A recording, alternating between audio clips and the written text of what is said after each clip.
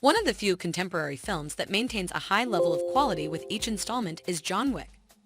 Given the expectations Keanu Reeves and Chad Stahelski face with each film and the need to surpass their previous stunts, John Wick Chapter 4 had a lot to live up to. Thankfully, the action in the fourth installment of the franchise managed to surpass that of the previous installments.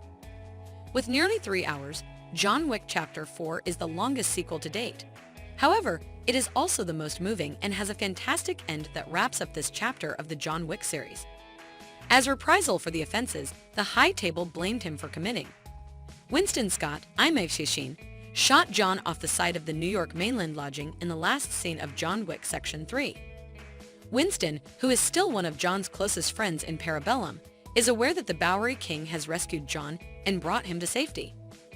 Chapter 4 of John Wick demonstrates that despite having to kill people continuously in order to survive, John still longs for retribution and genuine peace.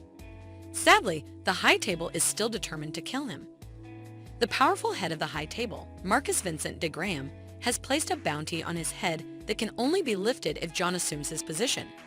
In an effort to clear Marcus' name, John tries to discredit him at the High Table. Everything you need to know about the end of John Wick Chapter 4 can be found here. John has been looking for members of the High Table overseas, but he has been told he can't clear his name because he has been excommunicated. Winston receives a visit from Marcus, who kills Sharon at a time when his home is in danger, excommunicates the location, and destroys the New York Continental. Afterward, Marcus utilizes Mr. No One and Kane to professional killers to track down him. John tries to hide in the Osaka Continental, but soldiers from Kane and Marcus storm the building and kill the hotel's manager, Shimazu Koji. Koji's daughter, Akira Rina Suyama, insists that his obligation has not been fulfilled despite the fact that John and Koji were once friends. John learns from Winston upon his return to New York that if he wants a seat at the table, he must challenge Marcus to a duel on behalf of a criminal organization. John travels to Berlin on behalf of the Ruska Romea Syndicate to seek a duel. After killing the senior member of the German High Table, John is able to win over the family's support. Killa still harbors animosity towards his adoptive sister Keisha, Natalia Tana, despite this. John's friendship with Kane, who is compelled to work for Marcus to save his daughter's life, is also demonstrated at the meeting in Berlin. John is able to officially challenge Marcus to a duel with Winston as his second. Marcus claims Kane for himself.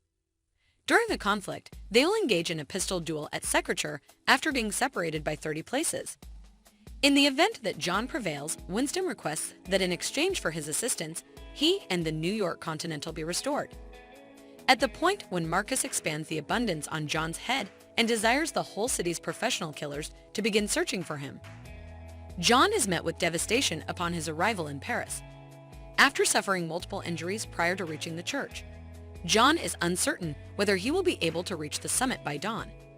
If they hadn't met at the appointed time, he would have given up the fight.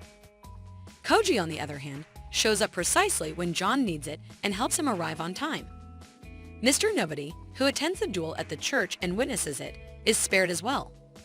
Each time the guns are shot during the 30-speed duel, a 10-speed stretch closes and neither one of the soldiers is killed.